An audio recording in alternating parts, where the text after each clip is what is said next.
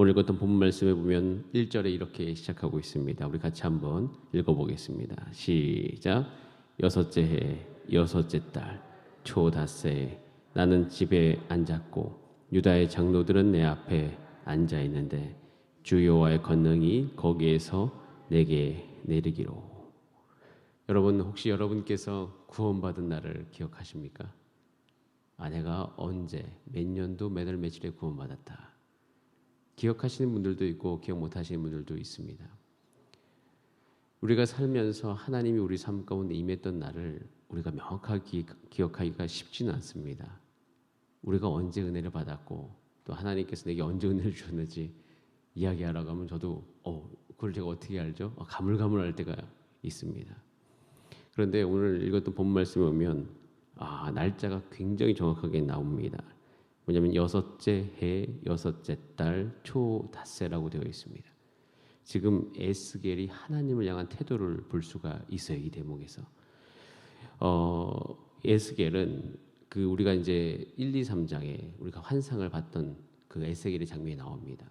그 뒤로부터 계산을 해보면 딱 1년 2개월 뒤에 또 이 환상을 본 것입니다. 에스겔은요, 제가 지금 에스겔을 쭉 읽으면서 한 가지 분명히 에스겔의 태도에서부터 배울 수 있는 것은 에스겔은요 전심으로 지금 여호와를 향하고 있습니다. 에스겔은 온통 지금 관심이 하나님이에요.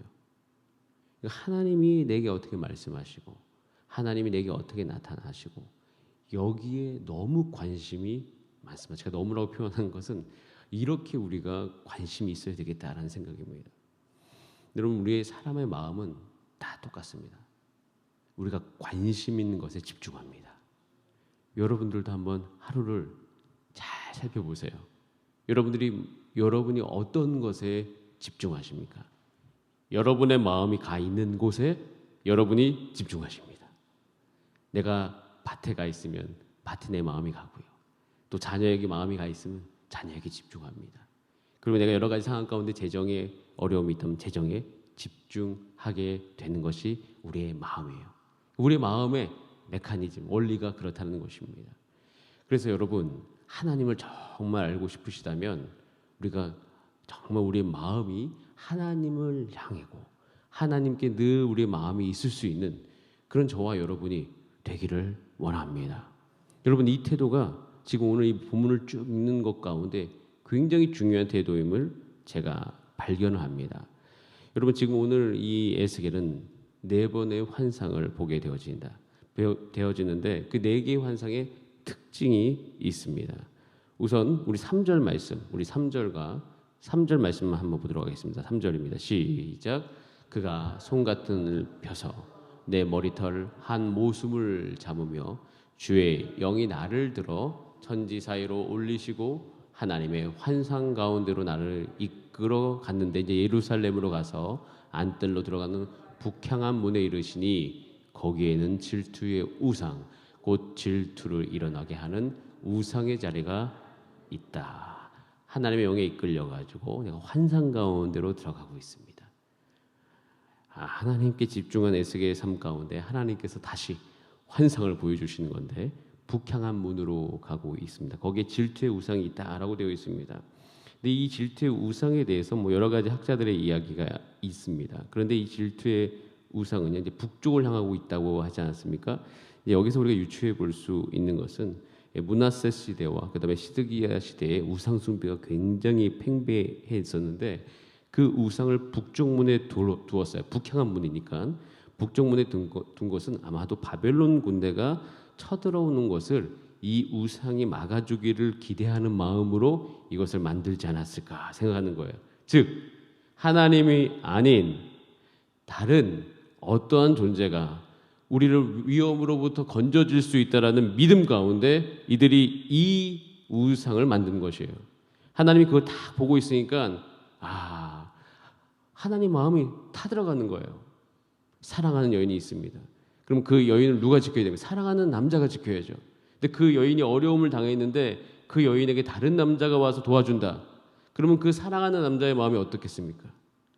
그것은 질투가 일어나는 거예요.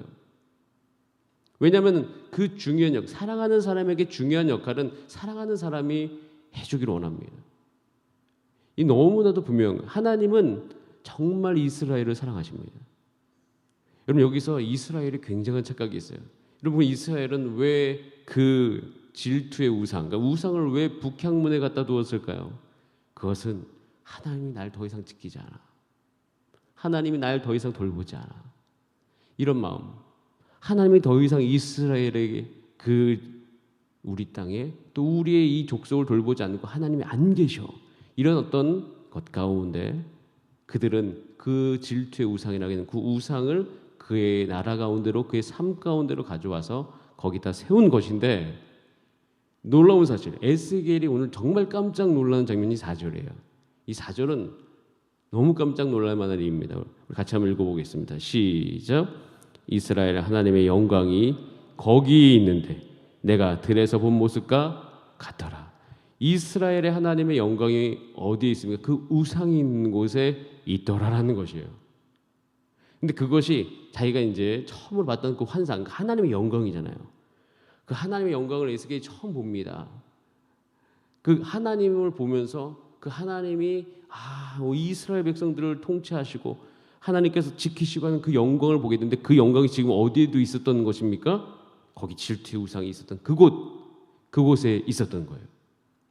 여러분 이스라엘 백성들은 하나님이 없다 여겨서 거기에 우상을 심었는데 알고 봤더니 거기에 있었던 거예요.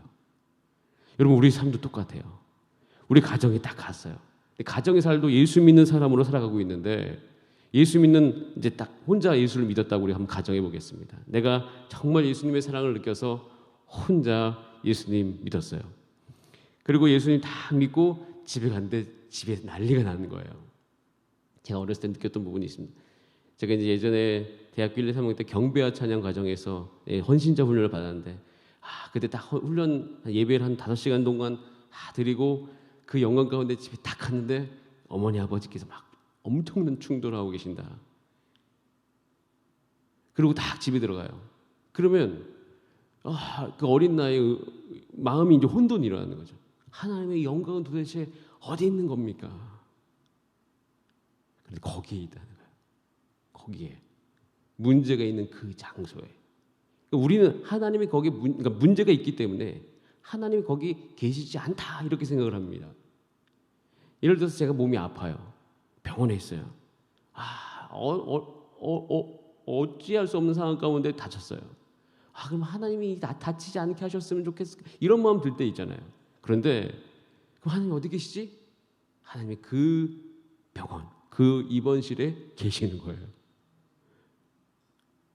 에스겔은 지금 긁어보고 있는 겁니다. 하나님 이 바벨론 군대가 우리를 쳐들어오는데 하나님 어디 계십니까? 거기 계셨던 거예요. 여러분 이 말씀을 놓고 보면요 우리의 시야는 완전히 열립니다. 여러분 오늘 여러분의 삶 가운데서 하나님이 정말 계시는가라고 생각하는 그 장소에 하나님이 계십니다. 하나님 분명히 계셔요. 그래서 우리는 이 하나님을 발견해야 돼요. 하나님이 안 계시다고 하면 하나님께 섭섭한 마음이 드는데요. 하나님이 계시다는 믿음이 있으면 우리는 아주 그냥 열정적으로 찾을걸요. 어디 있지? 그런 예를 들어서 우리가 보물찾기 할 때 여기에 꼭 보물이 있어. 찾기 어려울 뿐이지 분명히 있다라고 숨긴 사람이 얘기했어요. 그럼 어떻게 찾습니까? 샅샅이 찾죠. 땅을 아마 끄집어내서라도 땅을 파서라도 그렇게 이제 보물찾기 한 적이 있습니다. 분명히 있다고 하셨으니까 하나님이 그렇게 말씀해요. 나는 분명히 있다. 그러면 우리는 분명히 있다는 그 하나님의 말을 듣고 우리는 우리 삶 가운데 샅샅이 찾아야 될 필요가 있습니다. 그럼 이 환상들이 반복이 되어져요. 우리 7절부터 13절은요 이렇게 되어 있습니다. 제가 한번 읽어드릴게요. 9절에 보면 또 내게 이르시되 들어가서 그들이 행하는 가증하고 악한 일을 보라 하더니 들어가 보니 각양 곤충과 가증한 짐승이 사방벽에 그려져 있다라고 되어 있어요. 이것은요 성전 안에서 어디요? 성전 안에서 자행되는 우상 숭배예요. 여러분 여기도 똑같은 패턴입니다. 성전은 하나님이 계시는 곳이에요. 성전은 하나님의 영광이 있는 곳이에요. 근데 거기 하나님의 영광을 추구하는 것이 아니라 벽에 곤충들이 그려져 있다는 것은 이 곤충은요. 예전에 담임 목사님께서 그 출애굽기 할 때 그 곤충신에 대한 이야기를 하셨습니다. 곤충신은 어디에 많냐면 애굽에 많았던 거예요. 그러니까 애굽에서 자신을 지키는 신들이 각양각색의 곤충들의 신들이었습니다. 그러면 그때 당시에 그 애굽 그 성전에 곤충의 그림이 그려져 있다는 것은 이때 당시에도 원래 이 이스라엘 안에도 정치적으로 우리가 애굽에 의지해야 된다라는 그런 파가 굉장히 강하게 있었어요. 그래서 우리가 애굽을 의지해서 바벨론을 한번 쳐보자라고 이야기하는 부분들이 있었습니다. 그렇기 때문에 이때 당시에도 여전히 출애굽한 지 정말 많은 시간이 지났음에도 불구하고 여전히 애굽이 우리를 지켜주기를 원하는 그 마음을 여전히 갖고 있었더라는 거예요. 그런데 성전에 하나님이 계셔야 안 계셔요? 계십니다. 하나님이 계심에도 불구하고 하나님은 쫙 옆으로 제껴놓고 이제는 애굽 신을 섬겼던 그 이스라엘 모습이 여기 나온 것입니다. 그리고 더 나아가서는요, 이제 이게 어디까지 자양되냐면 여기 보면 11절에 이스라엘 족속의 장로 70명이 있는데 그 아들, 거기에 사반의 아들이 있어요. 사반의 아들이 3명 있었는데 그 중에 야하, 사나, 발음이 좀 어렵네요.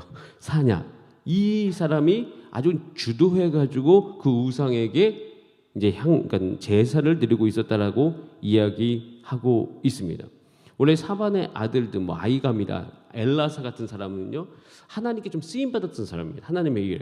근데 그 중에 그렇게 믿음의 가문과 경건의 가정, 사반의 가문은 굉장히 아주 믿음의 가문인데 그렇게 믿음의 가문에서 살았던 사람조차도 이렇게 우상 숭배에 빠질 수 있는 부분들이 있더라라는 것입니다.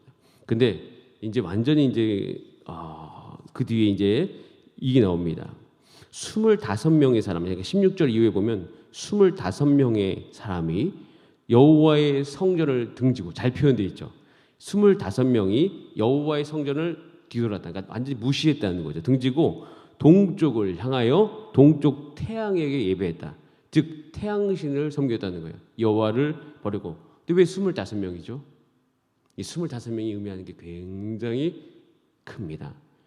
여러분, 제사장들은 총 24반차로 나누어져 있습니다. 그래서 제사장은 24반열로 나누어서 돌아가면서 하는데 24반열 플러스 총감동 대제사장이 있어요. 자, 합친 몇 명입니까? 25명. 그때 당시에 하나님을 예배하는 종교 지도자들의 핵심 인물들이 다 하나님을 버렸다라고 되어 있습니다. 여러분, 우리가 정말 이 시기에 한 가지 믿음이 저와 여러분 가운데 있기를 바랍니다. 여러분, 하나님은 지금도 살아계십니다. 지금도 여전히 여러분의 삶의 곳곳에 계십니다. 가정에도 계시고 일터에도 계시고 우리 교회에도 계시고 우리 모든 하나님의 살아계심이 분명히 보여 알지니 여러분, 우리가 이 시간 하나님을 찾아갑시다. 하나님을 그곳에서 발견하기를 원합니다. 여러분, 우리가 먼저 해야 될 것입니다. 하나님이 안 계시다 안 계신 현상들과 증명들을 우리한테 가지고 올 때가 있어요. 야, 하나님이 계시다면 과연 그렇겠어? 하나님이 계시다면 과연 그렇겠어? 여러분, 이 모든 역사를 뒤돌아봤을 때 그렇게 이야기하시는 분들과 그럼에도 불구하고 하나님이 계신다고 이야기한 분들의 두 부류는 늘 존재했습니다. 그런데 교회의 생명력과 교회의 역사는 결국 그 중에도 하나님이 계시다라고 이야기하는 그 하나님의 백성들을 통해서 어떻게 돼요? 이어져 오고 있었어요. 여러분, 바벨론 시기에 하나님이 안 계십니까? 아니요. 그곳에서도 하나님이 여전히 계시다고 하고 믿음을 지켰던 다니엘이 있었습니다. 다니엘에서는 정말 이렇게 처참하고 비참한 시기 가운데 도대체 하나님은 어디 계시다라고 얘기했을 때 여전히 다니엘을 통해 가지고 바벨론 시대에 찬란하게 하나님의 영광을 드러내시고, 그리고 그 이방 땅 가운데서도 그 다니엘을 통해서 하나님이 여전히 계시고 그 말씀에 능력이 있음을 하나님께서는 여전히 보여주셨다는 거예요. 여러분, 우리가 그런 사람 되기를 원합니다. 여전히 이 코로나 이 시기에도 하나님의 영광이 사그라든다고 이야기하는 어떤 그런 여러 가지 이야기들이 있지만 저와 여러분은 여전히 하나님을 찾으면서 하나님의 영광과 하나님이 우리 삶 가운데 발견되어지는 은혜를 누리길 원해요. 여러분, 고린도후서 11장 23절 27절 잠깐 읽어보겠습니다. 쭉 좀 긴데 천천히 한번 읽어보겠습니다. 시작. 그들이 그리스도의 일꾼이냐 정신없는 말을 하거니와 나는 더욱 그러하도다. 내가 수고를 넘치도록 하고 옥에 갇히기도 더 많이 하고 매도 수없이 맞고 여러 번 죽을 뻔하였으니 유대인들에게 40에서 하나 감함 매를 5번 맞았으며 3번 태장으로 맞고 1번 돌로 맞고 3번 파선하고 일주야를 깊은 바다에서 지냈으며 여러 번 여행하면서 강의 위험과 강도의 위험과 동족의 위험과 이방인의 위험과 시내의 위험과 광야의 위험과 바다의 위험과 거짓 형제 중에 위험을 당하고 또 수고하고 애쓰고 여러 번 자지 못하고 졸이고 목마르고 여러 번 굶고 춥고 헐벗었노라. 누구의 고백입니까? 사도 바울의 고백입니다. 위험, 엄청나게 많은 수고를 했습니다. 사도 바울은 이 모든 상황 속에서 하나님이 계시다 라는 믿음이 있었습니다. 그래서 그곳에서 믿음의 뿌리를 박으며 여전히 오늘도 이 모든 상황 속에서 하나님의 사랑을 부어달라고 기도했습니다. 그리고 이 상황 속에서 지혜와 계시의 정신을 내게 부어주셔서 여전히 계신 하나님의 영광을 보여달라고 기도했습니다. 그래서 그곳에서 그 누구도 발견할 수 없었던 하나님의 영광을 발견했어요. 발견하고 난 다음에 우리가 너무 은혜롭게 읽는 이 말씀을 쓴 거죠. 로마서는 거의 그 사도 바울의 끝 무렵, 그러니까 노년의 시기에 썼던 게 로마서인데 로마서 8장 38절 39절 우리 같이 한번 읽어보겠습니다. 시작. 내가 확신하노니 사망이나 생명이나 천사들이나 권세자들이나 현재일이나 장래일이나 능력이나 높음이나 깊음이나 다른 어떤 피조물이라도 우리를 우리 주 그리스도 예수 안에 있는 하나님의 사랑에서 끊을 수 없으리라. 이렇게 고백할 수 있었어요. 그 모든 곳에서 하나님의 사랑을 발견했기 때문이에요. 그러니까 아는 거죠. 알아가는 거죠. 아, 야, 3번 파선했는데 여기도 하나님의 사랑이 있네. 파선도 하나님의 사랑을 끊을 수가 없구나. 3번 태장 맞았는데 태장이랑 엄청 죽을 것 같은 그런 매입니다. 그걸 맞았는데도 내가 죽지 않고 여전히 살아서 거기에서 하나님이 여전히 나를 사랑하시는 걸 발견한 거예요. 여러분, 우리가 이런 마음으로 하나님께 집중하시는 저와 여러분 되기를 원합니다. 여전히 우리가 주의 영을 부어주셔서 하나님의 영으로 말미암아 하나님의 영이 임하면 바벨론 지역에서도 에스겔이 하나님의 영광을 봅니다. 우리 삶에 놓여진 상황 중에 하나님의 영광을 보지 못할 것은 아무 데도 없어요. 다 하나님의 영광을 발견할 수 있습니다. 그 믿음 가지시고 오늘도 샅샅이 여러분의 삶 가운데서 하나님을 찾고 만나실 수 있는 저와 여러분 되기를 원합니다. 다 함께 기도하시겠습니다. 이 시간 기도하실 때 하나님, 내가 하나님을 찾습니다. 하나님을 발견하기를 원합니다. 하나님, 이 상황 중에서도 하나님의 뜻을 알게 하여 주시고 담임 목사님을 위해서 기도하오니 하나님이 7월 달에 다시 오셔서 같이 하나님의 말씀을 나눌 때 하나님의 영광이 우리 가운데 드러나게 하여 주시옵소서. 우리 다 함께 주여 한번 부르신 다음에 합심으로 기도드립니다. 주여, 살아계신 하나님 아버지 감사합니다.